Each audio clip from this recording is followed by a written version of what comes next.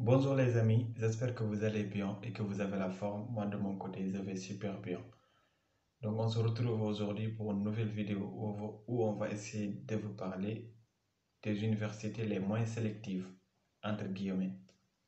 Donc voilà, avant de commencer, comme d'habitude, c'est devenu une routine maintenant. Je vais te demander de t'abonner à la chaîne, de liker, de la partager avec tes amis.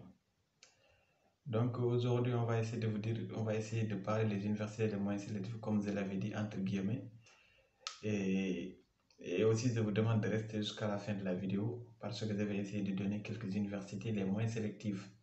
Les moins sélectives.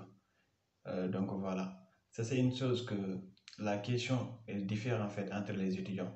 Il y a certains étudiants qui vont dire que cette université, elle est très sélective. Il y a d'autres qui vont dire qu'elle est moins sélective. Donc pourquoi certains disent qu'elle est très sélective, d'autres disent qu'elle est moins sélective?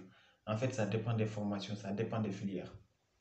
Par exemple, dans cette université-là, la filière telle, elle n'a pas beaucoup de débouchés en fait. Elle n'a pas beaucoup de débouchés. Donc, une fois que tu termines tes études sur cette filière-là, tu vas galérer, entre guillemets encore, pour trouver du travail. Donc voilà. Les filières qui n'ont pas beaucoup de débouchés en fait, ou trouver du travail c'est très difficile. Les Français ne vont pas postuler, ne vont pas beaucoup postuler sur cette formation-là. Donc il n'y aura pas beaucoup de Français qui vont postuler sur cette formation-là. Donc c'est ce qui fait qu'une fois que les étrangers tombent sur ces formations-là, postulent sur ces formations-là, donc dans la plupart des cas, ils ont une acceptation. Donc voilà, si, c'est comme ça qu'ils vont dire que ouais, cette université elle est moins sélective, j'ai déposé, j'ai une acceptation et je connais aussi d'autres qui ont déposé, qui ont eu des acceptations sur cette même filière. Parce que cette filière-là, il n'y a pas beaucoup de débouchés et que beaucoup de Français n'ont pas postulé, donc il y a énormément de place. Et que les universités, eux, qu'est-ce qu'ils veulent? C'est de remplir leur formation avec des étudiants. Chaque université veut que son établissement ait beaucoup d'étudiants en fait. Donc voilà, mais ne vous inquiétez pas, même si elle n'a pas beaucoup de débouchés, l'essentiel c'est de venir ici en France. C'est très simple en fait. Une fois que vous êtes en France, vous pouvez changer de filière, mais après la première année d'études, après une année d'études. Donc voilà. Euh, il y a aussi par exemple des universités qu'on dit très sélectives, par exemple dans les grandes villes, par exemple à Paris, à Marseille, à Lyon. Tous les étudiants veulent aller là-bas. Tous les étudiants veulent aller là-bas. Donc voilà, c'est ce qui fait que une fois que dans une université ou dans une formation, par exemple à Paris, par exemple, il y a plus de beaucoup d'étudiants qui veulent aller là-bas et les formations sont remplies de demandes. Donc là, ça va être très sélectif. Là, ça va être très sélectif.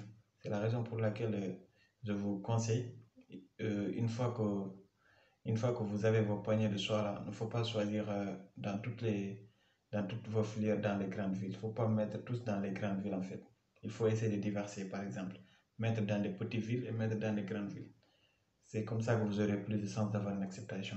Mais si vous prenez tous vos sites choix-là et vous les mettez dans les grandes villes, par exemple, choisir deux universités à Paris, deux universités à Marseille, deux universités à Lyon, là, il faut avoir un dossier en béton pour avoir une acceptation. C'est pourquoi il faut différer en fait. Vous pouvez mettre à Paris et mettre dans des petites villes encore. L'essentiel, comme je l'ai dit, c'est de venir ici une fois que vous êtes là, une fois que tu es là. Après la première année, c'est facile de changer. C'est très facile de changer. Ne prenez pas toutes vos formations pour les mettre que dans les grandes villes en fait. Voilà. Après aussi, je pense que c'est tout, hein. Je vais essayer de vous donner les universités les moins sélectives et aussi les universités les moins sélectives. Pourquoi aussi ces universités sont entre guillemets moins sélectives? Parce qu'il y a moins d'étudiants qui demandent. C'est pourquoi quand vous postulez, vous avez la plupart des acceptations. Comme je l'ai dit, tout le monde veut aller dans les grandes villes. Et aussi, je comprends aussi, c'est normal pourquoi tout le monde va aller dans les grandes villes. Parce que là-bas, c'est facile d'accès. Par exemple, pour trouver un job étudiant, c'est plus facile en fait que dans les petites villes ou pour trouver du travail, tu vas galérer pour trouver. Mais aussi, trouver du travail aussi, c'est compliqué, mais ça aussi, c'est une chance en fait. Parce qu'il y a certains qui sont dans des grandes villes et qui n'ont pas de travail. Par contre, il y a d'autres qui sont dans des petites villes qui parviennent à trouver du travail. Donc, en fait, c'est la chance en fait. Mais je vous conseille de mélanger vos choix. Choisissez les petites villes, des grandes villes. Comme ça, vous avez plus de sens. Une fois que vous venez ici, même si vous êtes dans une petite ville, après la première année, vous pouvez changer. Donc ça, c'est un avantage en fait. Donc voilà, on va essayer de vous donner des universités, les 15 universités les moins sélectives et aussi les matières les moins sélectives. Parmi les matières les moins sélectives, nous avons les mathématiques, physique théorique, la philosophie, l'histoire et civilisation, la géologie et l'agronomie, etc., etc. Moi, je vais lister que ces matières-là.